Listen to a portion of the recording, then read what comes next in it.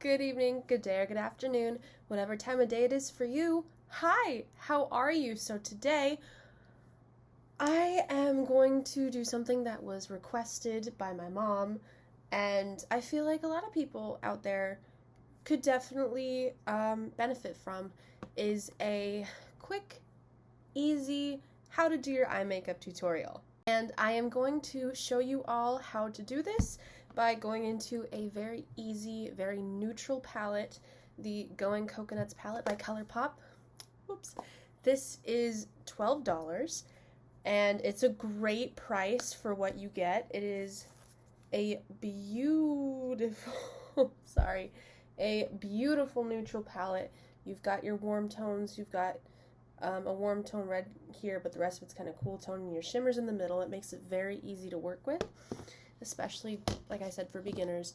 And, you know, I find that a lot of people that start in makeup have a hard time with color because they look at it and they feel a little daunted and they don't know what to do, and so they tend to gravitate more towards neutrals. But even then they might not know what to do, which is why I'm starting with the less daunting neutrals, and then after this video, if it's well received, if you guys would like it, I will go and show you how to do another easy, simple look with color. But I need to address the elephant in the room, which is my mess of a bed. Now, I need to confess something to you guys, and that is that I'm not an organized person. I'm a very messy person. You can ask my boyfriend or anyone who's related to me or anyone who shared a room with me in college. I'm a very messy person.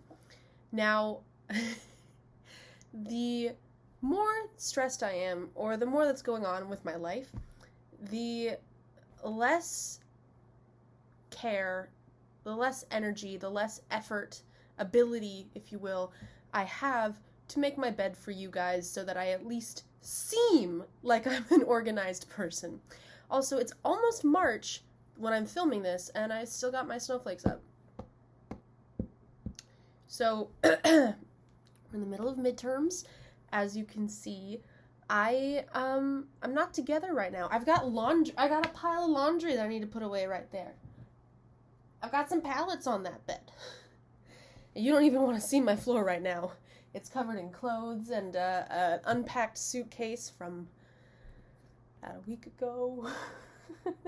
And all of my makeup is still in a Ziploc bag from that suitcase from when I went to my dad's house.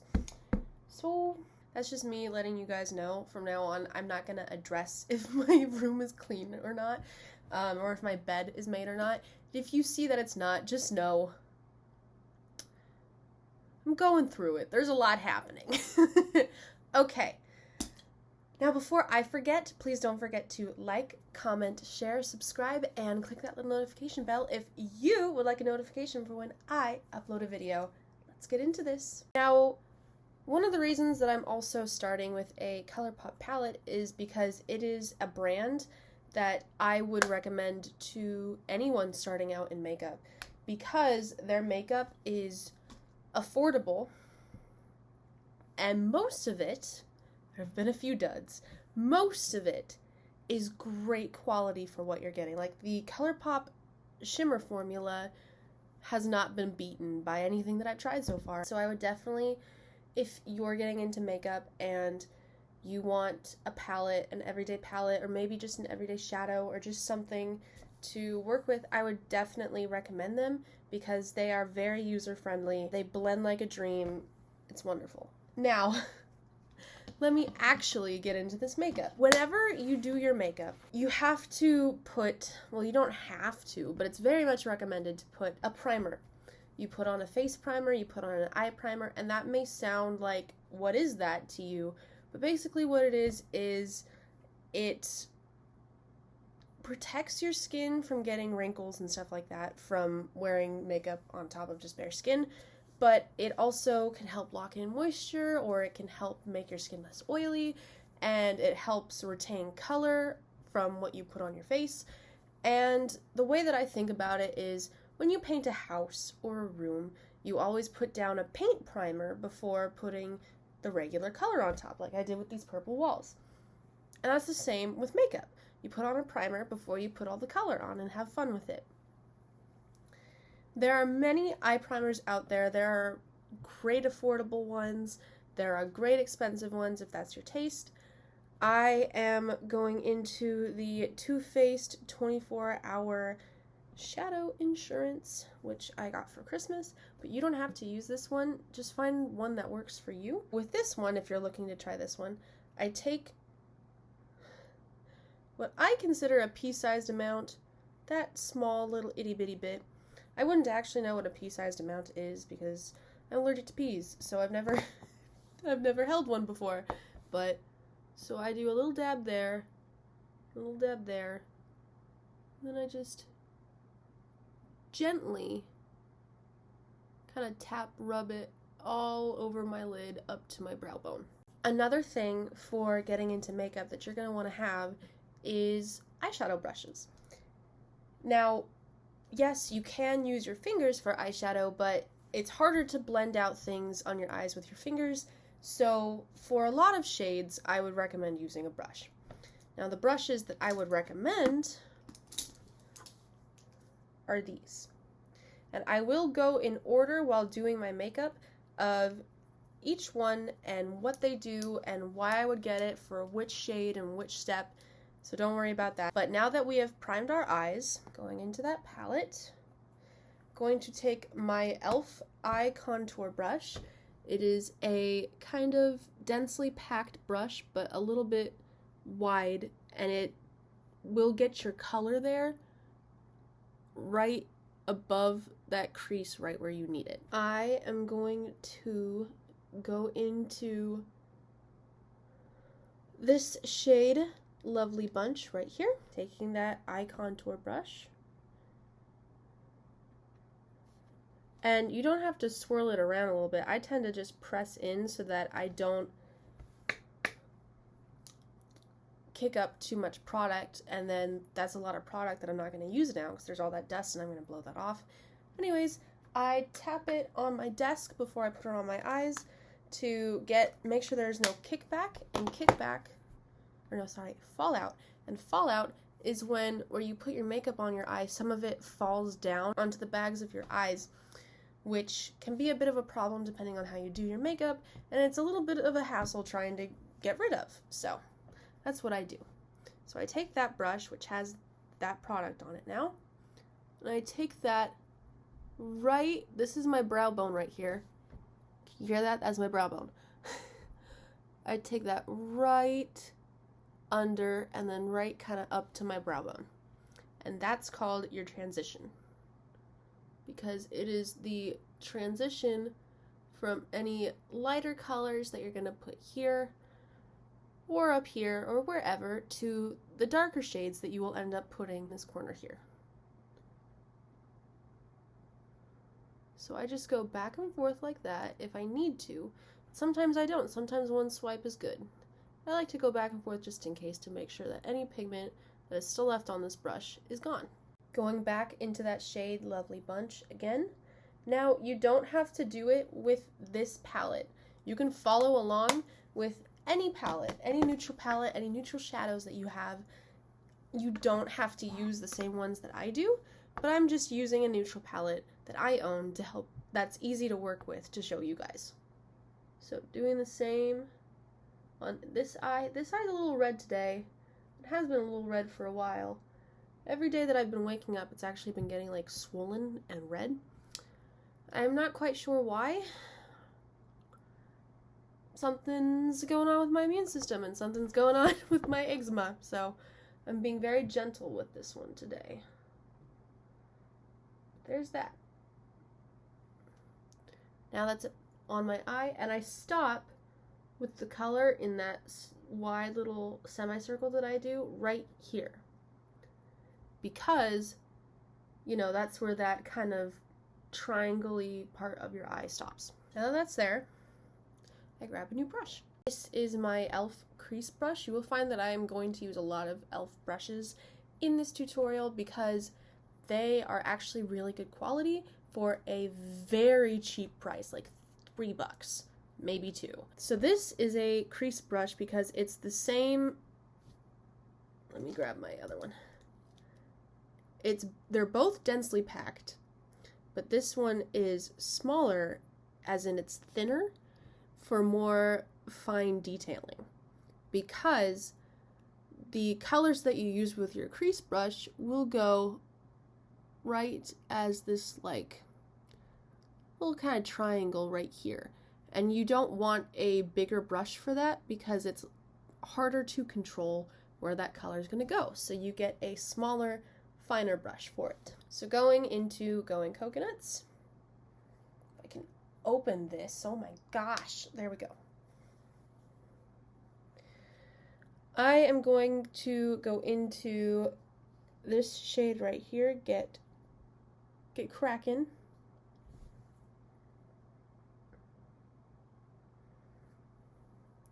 Dust it off. Well, I mean, tap it on the desk so there's no fallout. Grab the mirror.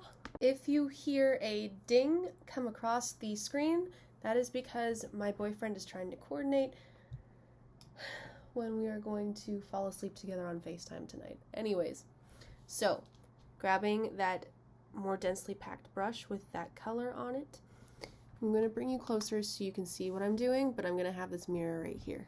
So I am going to take this brush and I'm going to create a not complete a sideways V, right here. There's that ding. So it's going to be right here, and the reason that we're putting that there is because this creates a shadow that makes your eye seem longer than it is. And you're going to put it kind of under that transition shade that you just put. So you see where the socket of my eye is right here. I'm going to put it right there.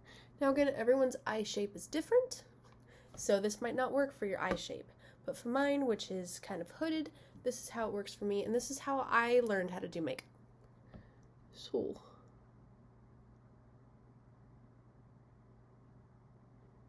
go right there and just make a triangle. And again, like we did with that transition brush, keep just rubbing that to make sure that you get all the pigment off and get the most bang for your buck. So we have that darker color there.